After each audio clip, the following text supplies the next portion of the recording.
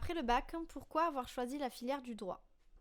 Alors pourquoi j'ai choisi la filière droit? Tout simplement parce que j'avais fait un bac ES et qu'à la suite de ce bac, je ne savais pas quoi faire. Et j'ai pris donc l'option sciences sociales et politiques donc pendant ma terminale et j'ai apprécié ça, surtout que mon prof nous avait fait une séance d'initiation au droit. Donc du coup, je me suis orienté vers le droit, tout simplement pour cette raison-là. D'autant qu'on m'avait assuré que c'était une filière qui ouvrait le maximum d'opportunités professionnelles. Quel est votre parcours post-bac? J'ai un cursus post-bac assez classique, hein. J'ai fait une licence de droit public à l'université Jean Moulin Lyon 3. On a les 2 premières années assez générales. La troisième année, on peut se spécialiser. J'avais choisi donc la filière publique. Puis j'ai fait mon master 1 droit public à l'université Toulouse 1 Capitole. Généralement, les Master 1 avant la réforme permettaient de se spécialiser entre guillemets au second semestre. J'ai choisi le parcours collectivité territoriale parce que je savais déjà à peu près en Master 1 ce que je voulais faire. Et c'est tout naturellement après que j'ai postulé dans différents Master 2, notamment donc, et c'est celui-là où j'ai été pris dans le Master 2 collectivité territoriale de l'Université Toulouse 1 Capitale. Avez-vous fait un Erasmus? Alors, je n'ai pas fait d'Erasmus pour 2 raisons. La première, parce que l'international ne m'a jamais vraiment intéressé. Et la deuxième raison, c'était qu'en licence, mon université ne me permettait pas de partir en Erasmus. Je sais que c'est possible à Toulouse, mais là où j'étais, ce n'était pas possible. Que pensez-vous des langues à l'université? Alors, ce que je pense des langues à l'université, je vais peut-être un peu casser un mythe, mais c'est pas en allant à l'université que vous allez apprendre les langues. Qu'on soit clair là-dessus, les classes sont surchargées, les enseignants n'ont pas forcément le temps de prendre le temps justement de parler avec chacun d'entre nous, on n'a pas le temps non plus de s'entraîner à l'oral, donc ils font ce qu'ils peuvent. C'est aussi à nous de faire des efforts, par exemple regarder des séries en anglais, partir à l'étranger aussi, c'est pas mal pour apprendre l'anglais, mais c'est pas à l'université que vous allez vraiment apprendre des langues. Au contraire, vous allez régresser si vous ne vous entraînez pas tout seul. Selon vous, quels sont les atouts recherchés pour entrer en M1? Alors, les atouts pour être sélectionné en M1, c'est un peu compliqué maintenant parce que cette année, notamment l'année 2019-2020, ça a été un peu l'année crash test, hein, vu que toutes les, toutes les facs de France harmonisaient la sélection. Déjà, malheureusement, c'est les notes. Malheureusement, les notes comptent beaucoup parce que c'est un facteur, on va dire, que les directeurs de master appellent un facteur objectif, puisque sur une note sur 20, ils arrivent à avoir à peu près votre niveau, même si bon, c'est pas forcément toujours représentatif. Donc c'est pour ça que il est toujours conseillé d'avoir de bonnes moyennes. Une mention fait toujours plaisir et est toujours un très bon atout pour la sélection, premièrement. Deuxièmement, votre projet professionnel est hyper important aussi. Je sais par exemple que ma directrice de Master 2 tient énormément au projet professionnel. Un bon projet professionnel et une bonne lettre de motivation peuvent sauver votre sélection si vos notes ne tiennent pas forcément la route. Un redoublement, des rattrapages, ça peut passer dans le dossier si votre lettre de motivation tient la route. Donc c'est pour ça qu'il faut travailler votre projet professionnel, vos notes et votre lettre de motivation, quitte à la faire relire, à demander aussi aux différentes associations des masters quelles sont les attentes des directeurs. Demander au SIO aussi. Je sais par exemple que le SIO, le SUIO, service de l'université, de l'insertion et de l'orientation, euh, prend le temps de renseigner les étudiants sur les différentes attentes des enseignants. Donc voilà, donc gardez bien en tête que la sélection, c'est compliqué, mais que si vous avez de bonnes notes, que vous avez un bon projet pro et que vous avez une bonne lettre de motivation, ça passe crème. Pourquoi avoir choisi ce master et pas un autre? Alors, j'ai choisi donc le Master 2 collectivité territoriale de l'Université Toulousain-Capitole parce que c'est l'un des rares masters dans les collectivités en France à être autant spécialisé dans le droit des finances locales et l'ingénierie financière et comptable des collectivités locales.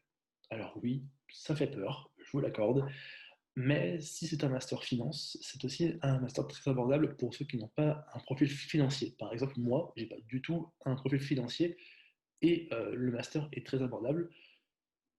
Surtout que mon objectif est de travailler dans des petites structures plus tard, des communes rurales par exemple, et c'est vraiment le master qu'il faut dans ces cas-là, parce que les collectivités sont toujours à la recherche de personnes qui maîtrisent les finances. Si vous avez un bon master finance, si vous êtes spécialisé dans les finances, vous y arriverez toujours à trouver un poste dans les collectivités. Avez-vous fait partie d'une association étudiante? Alors oui, j'ai fait partie de beaucoup d'associations étudiantes. Tout d'abord à Lyon 3, ensuite à UT1. Donc je fais partie de l'AJUP, AJEUP, qui est l'association de master en droit public, et par la suite euh, de l'AMDCT, qui est l'association du master collectivité territoriale.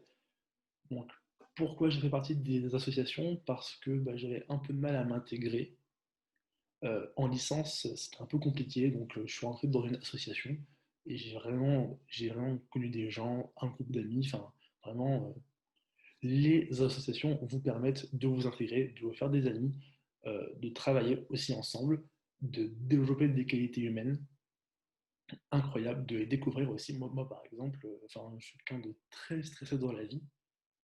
Grâce aux associations, j'ai appris à gérer ce stress, à moins stresser, à être aussi plus détendu dans la vie comme au travail.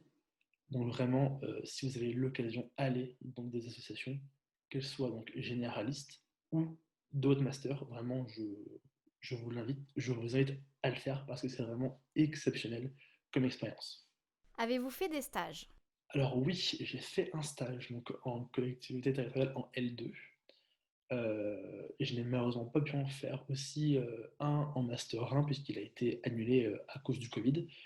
Mais je sais que les stages aussi sont très importants pour les enseignants. Bien sûr, ça dépend desquels, parce que certains considèrent que c'est du piston, d'autres vont considérer que vous avez mérité ce stage.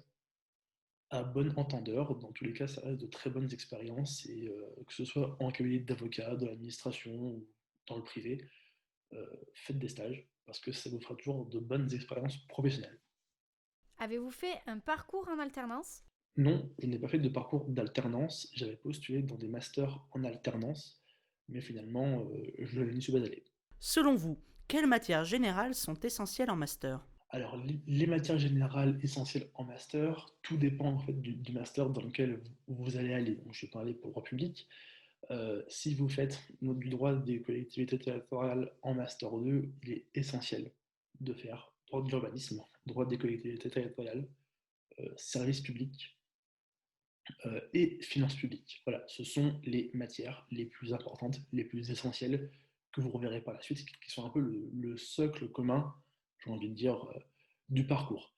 Après, pour les matières vraiment publicistes en général, euh, c'est important le contentieux constitutionnel. Euh, le droit constit vous aura peut-être déplu en première année, mais sachez que finalement, on prend beaucoup de recul avec cette matière sur beaucoup de notions juridiques. Et c'est une méthode très intéressante qui vous permet de mieux comprendre le système du droit en France. Quelles options conseillez-vous? En termes d'options, je peux par exemple vous conseiller droit de l'aménagement du territoire, qui est une très bonne matière, ou encore droit des finances locales en Master 1. Ce sont deux matières vraiment qui sont, comment dire, qui vont vous permettre d'appréhender déjà les problématiques que vous verrez en deuxième année et qui seront aussi un socle assez fort, qui font partie du socle assez fort de matière pour vous lancer dans la vie professionnelle. Donc, le droit de l'aménagement du territoire, par exemple, vous serez amené à examiner un territoire, voir ce qui va pas, proposer des solutions pour améliorer le territoire. C'est vraiment hyper intéressant. En plus, généralement, vous avez d'excellentes notes parce que C'est une matière technique, mais très abordable. Concernant votre recherche de stage, avez-vous des conseils, des difficultés à souligner? Concernant les recherches de stage, alors c'est compliqué. Il vaut mieux avoir un réseau, certains vont appeler ça du piston, à bon entendeur. Dans tous les cas, si vous avez quelqu'un dans votre famille ou dans vos connaissances qui peut vous avoir un stage, n'hésitez pas une seule seconde, parce que en ce moment, c'est compliqué à cause du Covid. Euh, enfin, ils savent pas, par exemple, les recruteurs ne savent pas, par exemple, s'ils peuvent nous prendre, s'ils ont la capacité de nous prendre, s'ils seront en télétravail ou non. Donc vraiment, si vous avez quelqu'un qui peut vous aider, n'hésitez pas. Les difficultés que vous allez rencontrer seront nombreuses par rapport au Covid, mais aussi par rapport à votre lettre de motivation. Vous devez absolument montrer que vous avez envie de faire un stage. Donc, vous n'allez pas forcément leur apporter grand-chose, puisque vous êtes là pour apprendre. Donc, vous allez devoir démontrer que vous avez un bagage avec vous, vos cours, votre expérience personnelle par vos jobs d'été, si vous travaillez dans l'année, que vous avez les compétences pour y arriver. Donc, vous devez démontrer que vous avez des compétences, que vous êtes motivé et que vous allez être attentif. Donc tout ça doit se faire ressentir dans votre lettre de motivation. Si le recruteur ne voit pas ça dans votre lettre de motivation, ça va être très compliqué pour vous. Et quatrième point, il faut aussi que la lettre de motivation soit personnalisée, absolument personnalisée. Si le recruteur voit que c'est une lettre générique, que finalement il n'y a rien dans la lettre qui la différencie d'une autre, par exemple, que vous ayez envoyé la même lettre dans un cabinet A ou B d'avocat, il ne vous prendra pas. Voilà, donc ce sont vraiment les quatre points essentiels à retenir pour avoir des stages. Quelles sont vos ambitions et projets pour après le master? Alors moi, mon projet professionnel, ce serait de devenir juriste dans une collectivité territoriale tout d'abord, puis après devenir secrétaire de mairie, et enfin directeur général des services d'une collectivité plus ou moins importante, je ne sais pas encore. Donc voilà, donc j'ai un projet professionnel plus de gestion, alors que je sais que d'autres, dans mon master par exemple, certains ont un projet plus finance. Par exemple, l'un de mes amis veut être directeur financier d'une collectivité. Pensez-vous pouvoir faire le même métier toute votre vie? Alors non, je ne pense pas pouvoir faire le métier toute ma vie. C'est pour ça que je vais passer le concours d'attaché territorial. Il a été annulé pour novembre, mais il est reporté. Et j'ai très hâte de le passer parce que, en fait, quand vous entrez dans la fonction publique, même si, même si vous avez fait un métier pendant 10-15 ans, vous allez pouvoir changer de métier très facilement grâce au statut de la fonction publique. Et je sais que moi, je ne pourrais pas faire ça forcément toute ma vie. Là, enfin, je viens de vous énoncer donc une idée de projet pro, mais si ça se trouve, j'aurais envie de me caler dans les marches publiques par la suite ou de rester au RH. J'en sais rien. C'est pour ça que la fonction publique, c'est vraiment très intéressant comme carrière. Tout ça, même si le salaire n'est pas forcément selon vos attentes correct ou non, mais dans tous les cas, c'est vraiment quelque chose d'intéressant parce que je vais pouvoir bouger de poste assez souvent et quand j'en ai envie. Des choses à ajouter? Alors oui, j'aurais une petite chose à rajouter. Je sais que vous ne faites pas de droit des collectivités en licence, c'est très dommage, mais sachez en tout cas que c'est une filière qui recrute beaucoup, beaucoup. Donc n'hésitez pas à vous renseigner, n'hésitez pas à aller euh, aux conférences de différents masters, donc de différents masters de collectivité. N'hésitez pas à solliciter des rendez-vous avec les directeurs du master des collectivités. Sachez qu'ils seront toujours très intéressés par vos profils, quels qu'ils soient.